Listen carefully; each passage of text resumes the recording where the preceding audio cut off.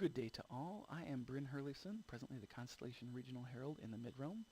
I'm creating a couple of quick video tutorials on how to write an award recommendation. I'm going to presume that anybody listening has never been through the process, may over-explain a few things, but it's going to explain the process as of Sunday, February 9th, 2014, today's date. The process has not changed in a while. It should be stable for some time to come. If not, hopefully I'll make a new video then. The first step, of course, I'm going to presume that you have somebody in mind. Just in case you don't know, you'll have to start at the Midrealm website, www.midrealm.org. All of the resources you need to write an award recommendation are linked to from the page of the Dragon Herald. Get to that site right here, Herald. If you're not familiar with all of the available awards in our kingdom, this link, I'll highlight it here, Awards of the Middle Kingdom.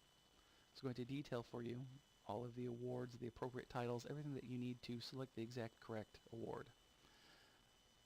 Give as an example, Purple Fret, our AOA level service award.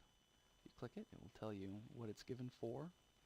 An important thing to know is that in our kingdom, typically orders are only people are only admitted into an order one time.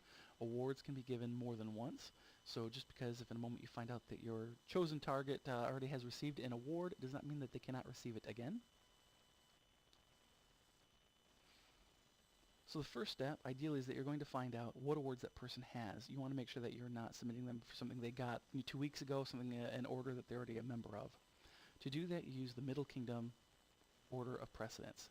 It's a searchable database. It has a couple of quirks that we're going to talk about. The big one is going to be knowing the name of the person you want to write an award for. That's going to seem obvious. You know what you call them every time you see them. If their name is in another language, I'm going to use a friend's name as example. We call her Rose. If I wanted to look her up, I would have to know that it is actually spelled R-O-I-S. It may be that they're listed in the order of precedence by the way that their name was registered and not what they actually go by.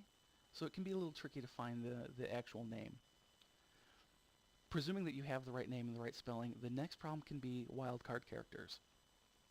This is a database. You are writing a little bit of a database query. You need to use an asterisk, or the star that's, the shift and the 8 key, as a wildcard character to say, this is the significant portion, I don't care about anything before it or after it. And you use that disregard from here on out with the star. I'm going to use my own name as an example. If I just search for Bryn, or even Brynjolfr, turns up nothing, because it is looking for an entry with the exact name Brynjolfr. If I type in my full society name, I can find my record. But using a wildcard character, if I just type Bryn, which is what everybody calls me, with an asterisk, you can find both myself and somebody else whose name starts with the same characters. You're going to notice that the results will have to start B-R-Y-N-N because the wildcard character is at the end of the name. So this is saying the record must start B-R-Y-N-N, and I don't care what comes after that. Now likewise, if you maybe think that they go by a registered middle name, you know how a name ends, you can put the wild character at the front, the wildcard character. And you'll see the results are completely different. You can also very commonly just put an asterisk on either end.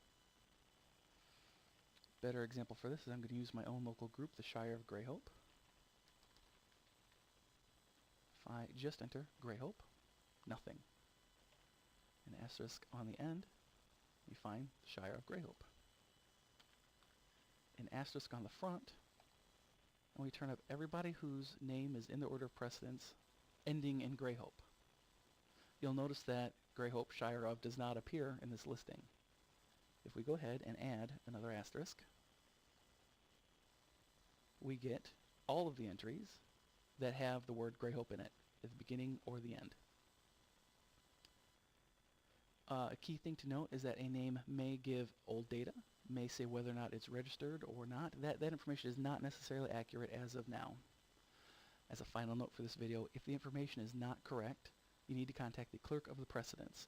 At present, that's a very busy person. He has deputies, but they will get the records updated as soon as they can.